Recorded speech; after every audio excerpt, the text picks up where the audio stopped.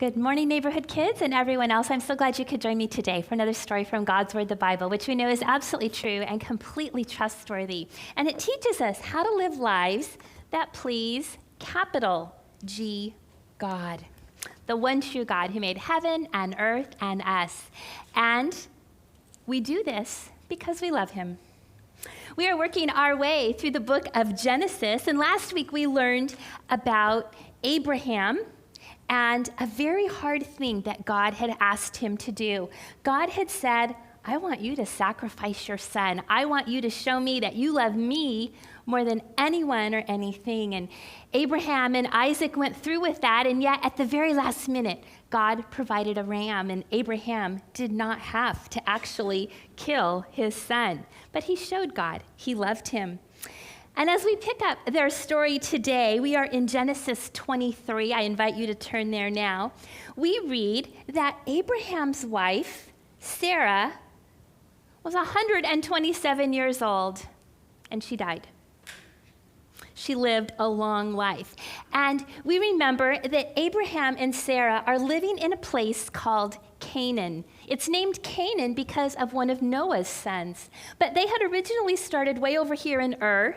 They had moved to the north to Haran, and now they've come down to this land of Canaan, and they're living in the southern part of it, and they don't own any land. They don't have a place to bury Sarah, as you would normally do where you are living.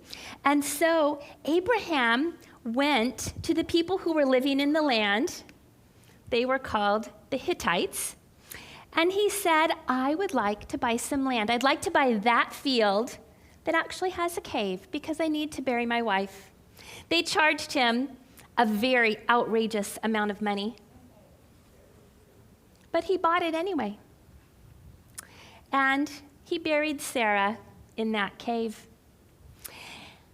That showed that he really believed that God was going to give him this land, because we have learned in previous stories that God said, I'm going to give the land of Canaan to all of your descendants. And Abraham is showing that he believes his descendants are going to live in the land of Canaan someday, that this will be family property.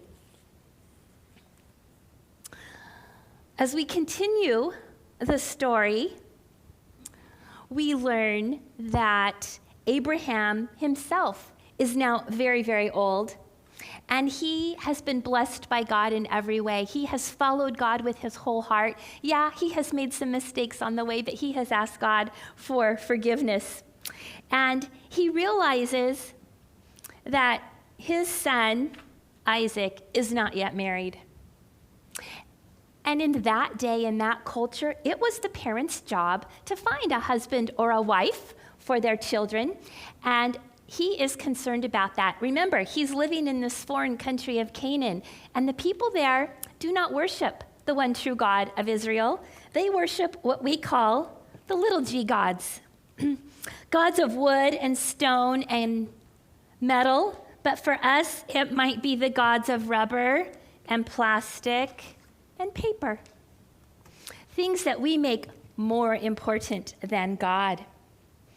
And so Abraham calls his very trusted servant, Eliezer, and he says, Eliezer, I have a very important job for you. I want you to get 10 camels, and I want you to pack them up with all kinds of gifts, and I want you to travel back to my family in Haran. It was about 500 miles. If you know geography, that's like going from here to San Francisco. And I want you to go there and find a wife who does love the capital G God, because I don't want anyone to take Isaac's heart away from following God. And so Eliezer went on his way, and as he approached the town of Haran, he came to a well that was outside the city.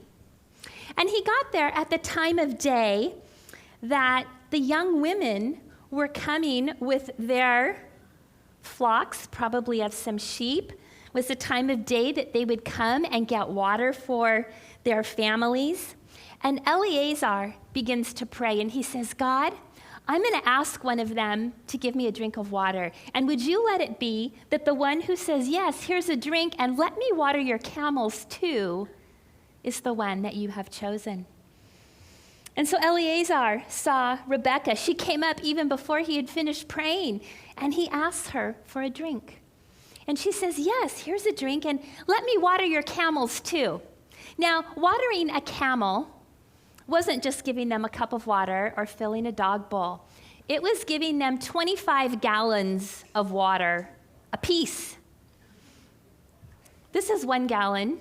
You probably recognize a gallon of milk from your own refrigerators. 25 of them per camel. And remember, he took 10 camels, 250 gallons of water she is willing to do. And so he knows that she is the one. Well, they also start talking. And he finds out that not only did she fulfill that prayer, but her grandfather is Abraham's brother. And here is someone from Abraham's very own family. You can imagine how excited Eleazar was. He began to give her gifts that he had brought along. Those gifts showed that Isaac could support a wife.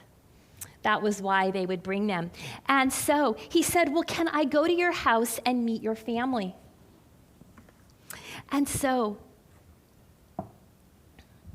he came to the house where Nahor, Abraham's brother, lived, and Rebekah and her whole family. And before he would even sit down to eat, he says, I have got to tell you what happened. And he told the whole story of how Abraham had asked him to come, and he found Rebekah at the well, and she answered God's prayer, and he went on. And then he says, can she marry Isaac? They've never met. But do you know what his family said? Her family said, yes, absolutely. Now, Rebekah could have waited a year to go back with Isaac. She could have waited 10 days, which is what her family said. Let us have our last goodbyes and a few last parties together. But Rebekah went the very next day. She got on those camels along with Eleazar, and they went back down to Canaan, where Isaac and Abraham were waiting. And the Bible tells us that even as she approached, Isaac saw her and loved her, and they got married. And we could sort of say they lived happily ever after. After that time, Abraham had also grown old.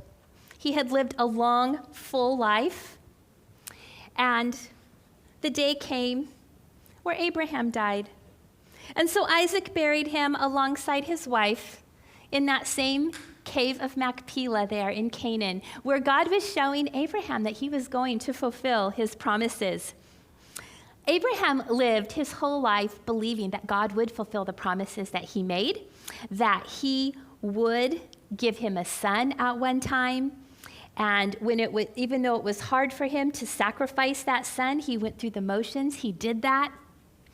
And Isaac, too, followed God with his whole heart. We could say that they were devoted fans of God. And one way we show that we are devoted fans of God is to obey. We obey God's word and what he calls us to do.